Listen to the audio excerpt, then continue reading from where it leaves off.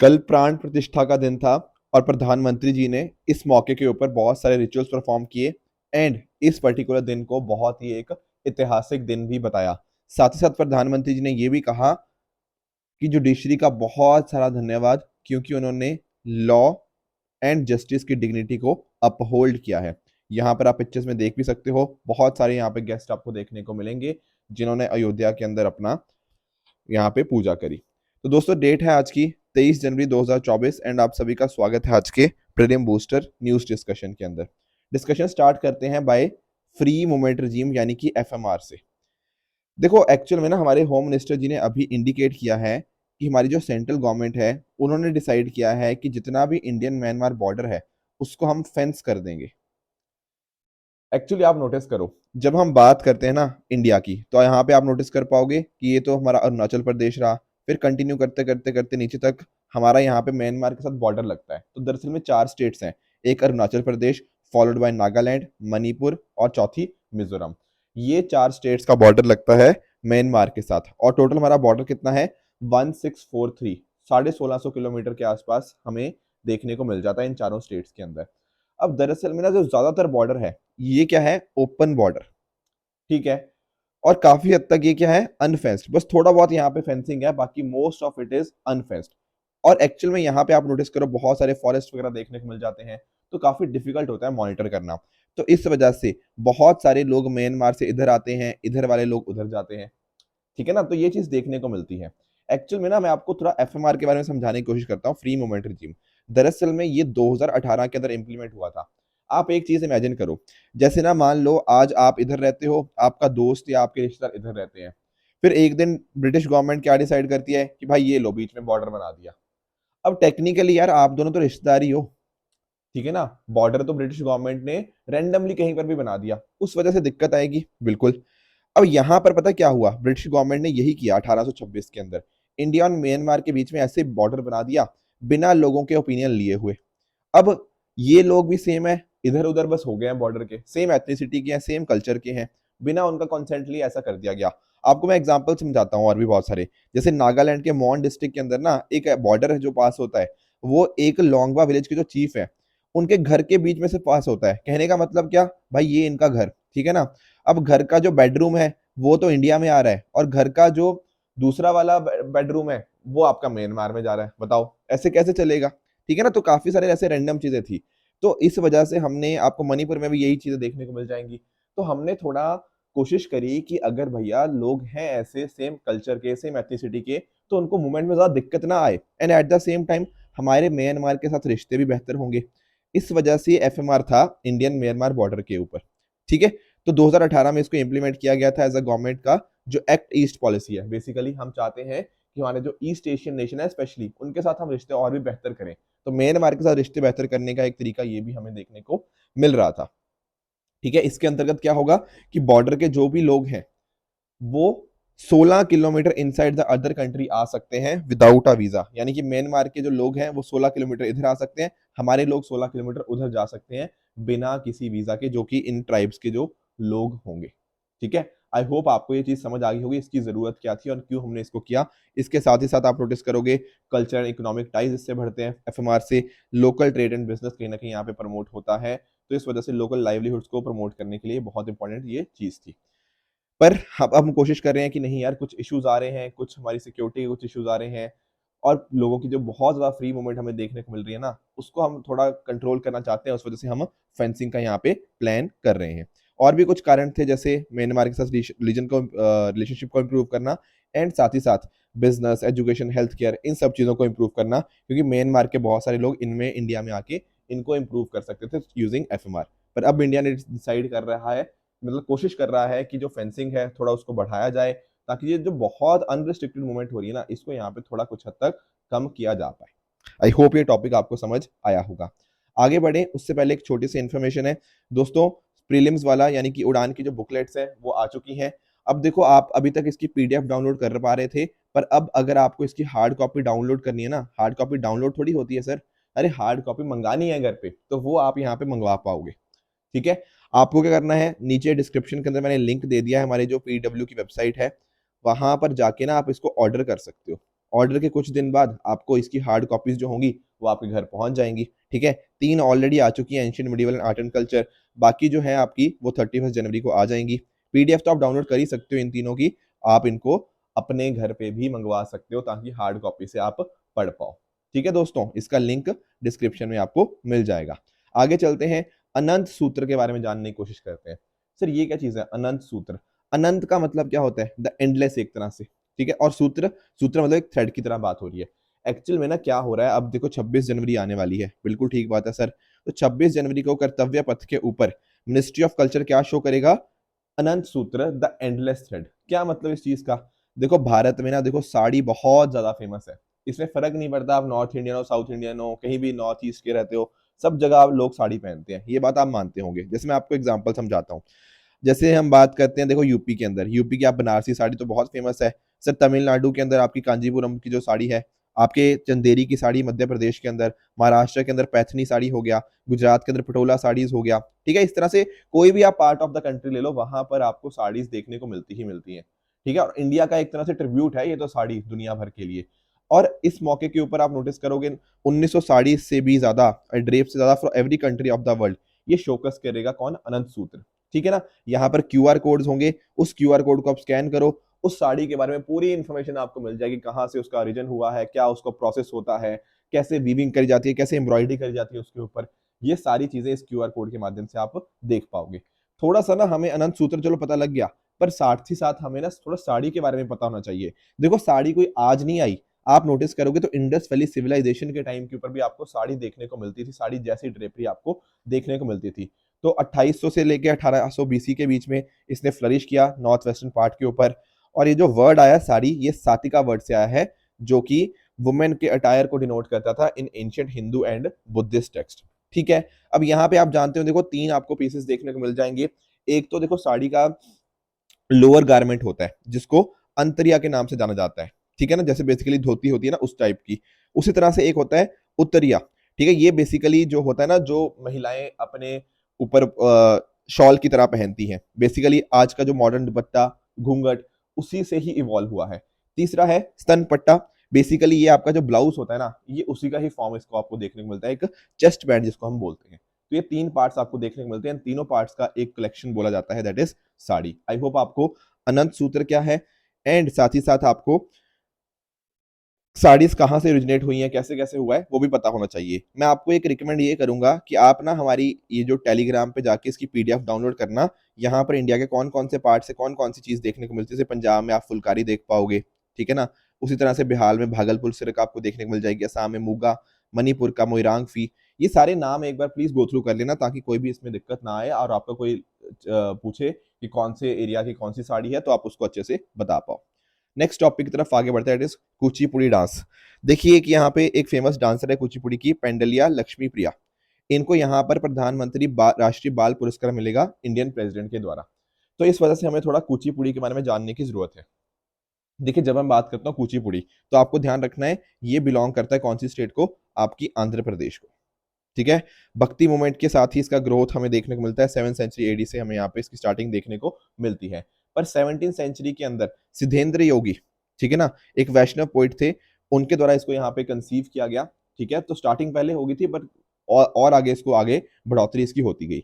यहाँ पर आप नोटिस करोगे कि ये ट्रेडिशनल डांस ड्रामा आपको देखने को मिलता है, जो कि यक्षगान के नाम के जेनरिक नेम के अंदर इसकी एवोल्यूशन देखने को मिलती है। अब इसके अंदर ना कुछ चीजें होती हैं, मैं आपको कुछ पहले तो पॉइंट्स बताता हूँ। जैसे फॉर एग्जांपल ये यहाँ पर देख पाओगे, बिल्कुल सर, एक्चुअल में ना इसको बोलते हैं मंडूक शब्दम। मंडूक का मतलब होता है फ्रॉग। तो यहाँ पर ना मंडूक शब्दम के अंदर क्या होता है, फ्रॉग की एक स्टोरी सुनाई जाती है, मतलब इस तरह से डांस के माध्यम से एक स्टोरी बताई जाती है, तो मंडूक शब्दम इसको बोलते हैं। उसी तरह से ये देखो, ये है तरंगम। तरंगम क्या होता है? देखो यहाँ पे आप डांसर देख पा रहे हो, बिल्कुल सर हम इनको देख पा रहे हैं। अब यहाँ पर इनके देखो, ये रहे इनके पैर, ये देखो, ठीक है, इनके सर फीट है, बिल्कुल। ये फीट किसके ऊपर है? सर नीचे तो प्लेट लग रही है, बिल्कुल, ये ब्रास प्लेट के ऊपर खड़ी हुई है। ठीक है, जमीन के ऊपर नहीं है, ब्रास प्लेट के ऊपर खड़ी हुई है। साथ ही साथ ये सर के ऊपर इनके ना एक पानी का जो मटका कह लो, जो पॉट ऑफ वाटर बोलते हैं, वो यहाँ पे इन्होंने अपने सर के ऊपर बैलेंस किया हुआ है। साथ ही साथ हाथों के अंदर इन्होंने अपने कुछ मतलब दिए वगैरह भी रखते हैं ये। इस प्रोसेस को बोलते हैं क्या, तरंगम। मतलब ये डांस जो हो रहा है इसको बोला जाता है तरंगम। उसी तरह से यहाँ पे आप नोटिस कर पाओगे, ये क्या है सर, ये है जल चित्र नृत्य। देखो नोटिस करना, ये इधर जैसे लोग खड़े हुए हैं, ये देखो साइड में, ठीक है, ये यहाँ पर ना इन्होंने कुछ एक तरह से कपड़ा रख दिया, ऐसे कुछ रखा हुआ है, ठीक है, उसके ऊपर डांसर डांस कर रही है, अपने पैरों के नीचे उन्होंने पेंट लगाया हुआ है, ठीक है। ये पैर, ये जब चलेंगी इसके ऊपर डांस करेंगी तो नीचे जो कपड़ा है उसके ऊपर पेंट आता जाएगा, बिल्कुल इन दी एंड कुछ ऐसी पेंटिंग बन जाएगी। समझ रहे हो, तो डांस के माध्यम से यहाँ पे पेंटिंग करी जा रही है, इसको बोलते हैं जल चित्र नृत्य। आई होप ये चीजें समझ आ पाई होंगी। ये सारी कुचिपुड़ी के ही अंदर हमें देखने को मिल जाते हैं। और मैं बात करूं कुचिपुड़ी की, तो देखो यहाँ पे फास्ट फुटवर्क होता है, ड्रामेटिक एक्सप्रेशन होते हैं, स्टोरी बताई जाती है यहाँ पे, जैसे मंडूक शब्दम के अंदर स्टोरी बताई जा रही थी आपके फ्रॉक की। उसी तरह से यहाँ पे ना मैस्कुलिन भी होता है, फेमिनिन एनर्जी। बेसिकली मैस्कुलिन का मतलब होता है तांडव, बिल्कुल मतलब हैविली एनर्जेटिक, जहां पे ये चीजें होती हैं। फेमिनिन के अंदर थोड़ा ग्रेस होती है, उसको बोलते हैं लस्य। इसी तरह से आप नोटिस करोगे, ये मैंने बता दिया, ब्रास प्लेट के ऊपर डांस और मूव करते हैं। बाकी तरंगम मैंने आपको बता दिया। ऑर्नामेंट्स आप देख पाओगे, यहाँ पे लाइट मेकअप होता है, ऑर्नामेंट्स होते हैं, साथ ही साथ आपके डांस भी होता है, एक्टिंग भी होती है, स्किल्स, म्यूजिक, मैन्युस्क्रिप्ट, सब चीजें आपको देखने को मिल जाएंगी। बाकी मृदंगम, सिंबल्स, वीणा, फ्लूट, तंबूरा, ये सब म्यूजिकल इंस्ट्रूमेंट इसके अंदर हमें देखने को मिलते हैं। यहाँ पर टोटल 3 कैटेगरीज आपको देखने को मिलती हैं। एक होता है नृत्य, जिसको बोलते हैं प्योर डांस, नृत्य जिसको होता है डांस विद हैंड जेस्टर्स, और तीसरा होता है नाट्य यानी कि ड्रामा। तो स्टार्टिंग होती है लॉर्ड गणेशा से, फिर करेक्टर इंट्रोड्यूस किए जाते हैं और फिर अकॉर्डिंगली प्योर डांस हमें देखने को मिलता है। प्योर डांस का मतलब क्या, नृत्य। फिर नृत्य की तरफ मूव चलते हैं, जहां पर एक्सप्रेसिव डांस होता है, स्टोरी टेलिंग वगैरह होती है, ये सारी चीजें। एंड साथ ही साथ ना एक चीज आपको और पढ़नी चाहिए, दैट इज सूत्रधार या फिर नटुवनर। ये क्या करते हैं, ये कंडक्ट करते हैं पूरी परफॉर्मेंस को। फिर कुचिपुड़ी डांस के बाद हमें, मतलब उसके साथ ही हमें कार्नेटिक म्यूजिक भी देखने को मिलता है। तो ये कुछ पॉइंटर्स थे जो हमें अच्छे से पता होने चाहिए, ठीक है। आजकल सोलो भी होता है, डुएट भी होता है, ग्रुप भी होता है। बाकी आप नोटिस करो यहाँ पर ना, जो नाट्य शास्त्र के रूल्स वगैरह हैं उनको काफी स्ट्रिक्टली एडहेयर किया जाता है। जैसे इनकी 4 अभिनय होती हैं। एक होती है अंगिका, अंगिका मतलब जैसे बॉडी के अंग होते हैं, उनकी फिजिकल मूवमेंट्स। वाचिका, वाचिका के अंदर जो सॉन्ग होता है वो प्ले किया जाता है।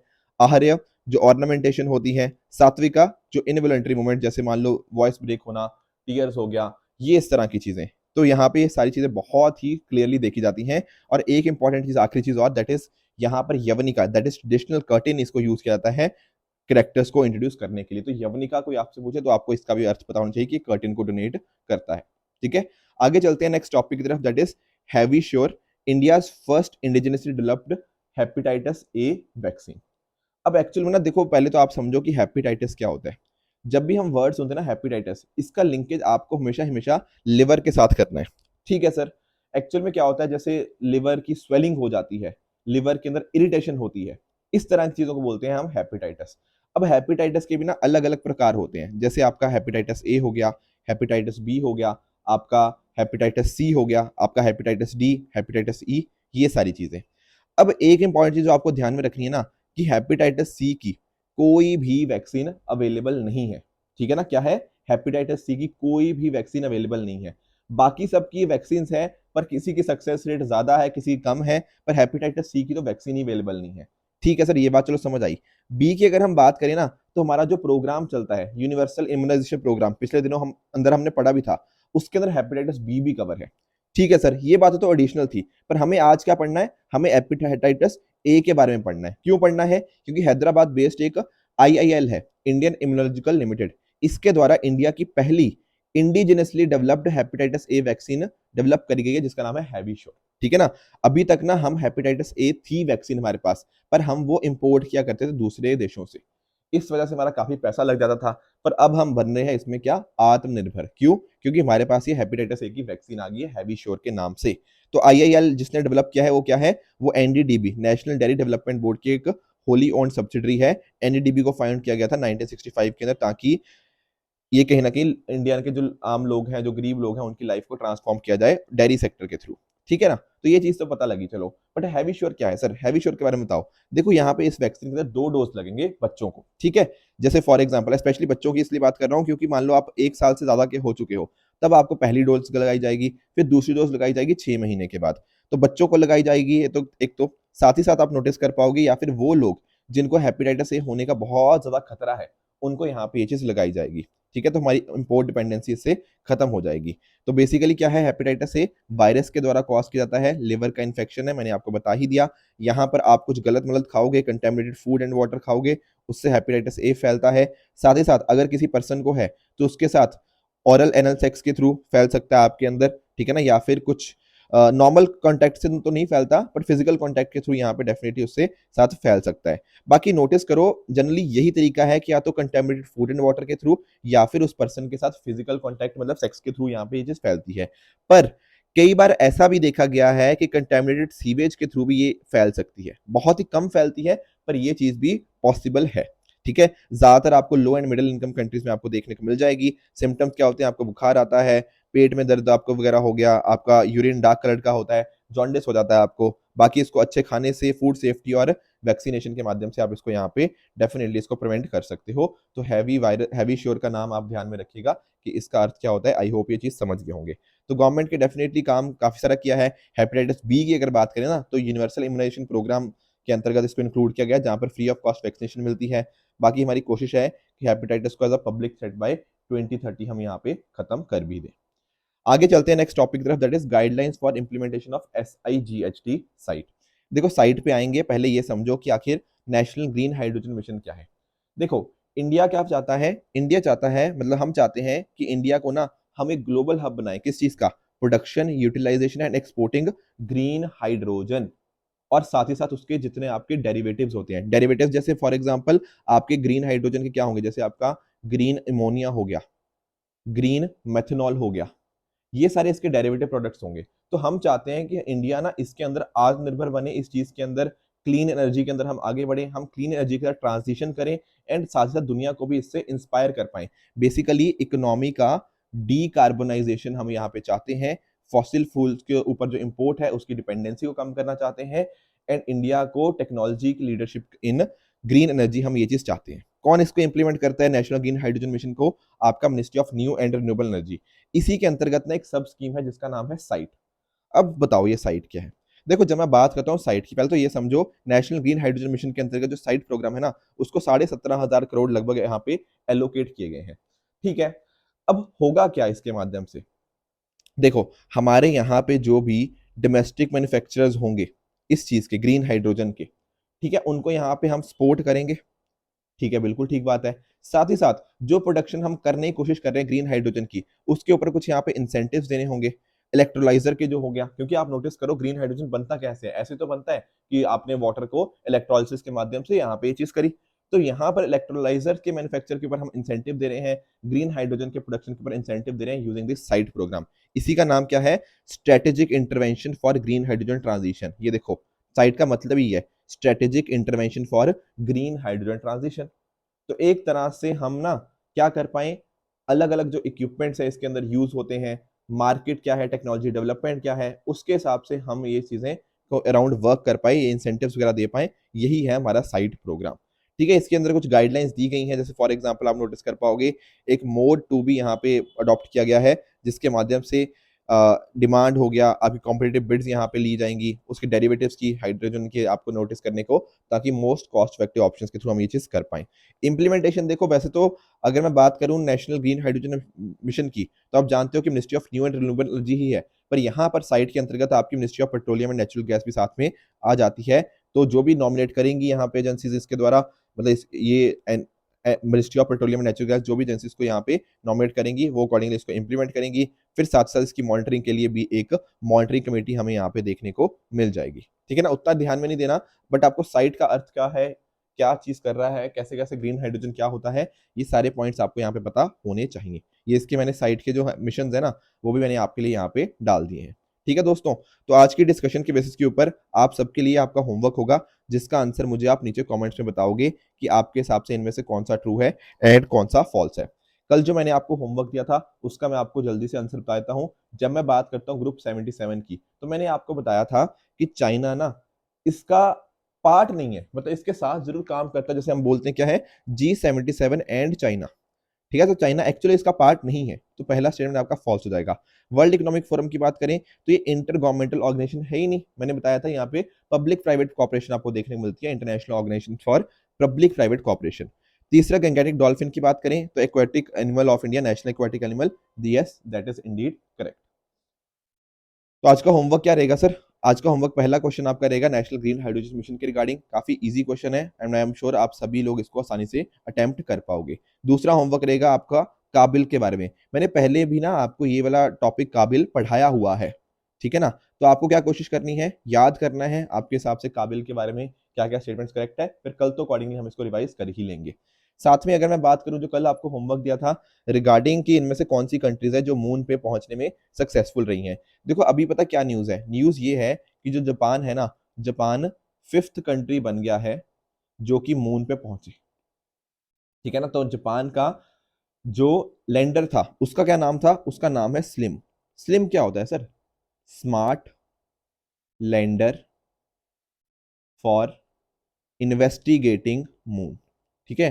तो ये स्लिम क्या है? जापान के लैंडर का नाम। तो ये वहां पे लैंड कर गया है, इस वजह से यूएसए, चाइना, इंडिया और आपका जो सोवियत यूनियन था, वो चारों तो देश थे ही थे, उस चारों के बाद आपका जो पांचवा देश बन गया है वो जापान बन गया है। तो दरअसल में इस क्वेश्चन का आंसर बनेगा option number D, all four. ये सारी की सारी एक्सप्लेनेशन मैंने यहाँ पे ये स्लिम के रिगार्डिंग एंड साथ ही साथ जापान किस तरह से पांचवा देश यहाँ पे बन गया है और कौन कौन सी अभी तक कंट्रीज है जिन्होंने मून के ऊपर सक्सेसफुली रीच कर गए हैं, उनका डिटेल्स भी यहाँ पे दे रखी है, तो इनको भी आप डेफिनेटली पढ़ सकते हो। दूसरा होमवर्क था हमारा ग्रेट इंडियन बस्टर्ड के रिगार्डिंग। ये तो आप जानते होंगे कि ओमनीवोर्स होते हैं, बिल्कुल ठीक है, जो कि फीड करते हैं पैलेटेबल फूड के अंदर इन देयर इमीडिएट सराउंडिंग, बिल्कुल। इनफैक्ट जैसे सीड्स हो गया, पीनट्स हो गया, इस तरह की चीजों को भी काफी खाते हैं। इवन जो आपके इंसेक्ट्स वगैरह हो गया, आपके लोकस्ट, क्रिकेट्स, उनको भी यहाँ पे खाते हैं। तो पहला स्टूडेंट बिल्कुल आपका करेक्ट है। दूसरा कह रहा है कि यहाँ पे इंडेंजर्ड है, नहीं, एंडेंजर्ड बहुत पहले हुआ करते थे, अब तो ये क्रिटिकली इंडेंजर्ड है। तो पहला ठीक है आपका, दूसरा गलत है। इसकी एक्सप्लेनेशन भी आपको यहाँ पे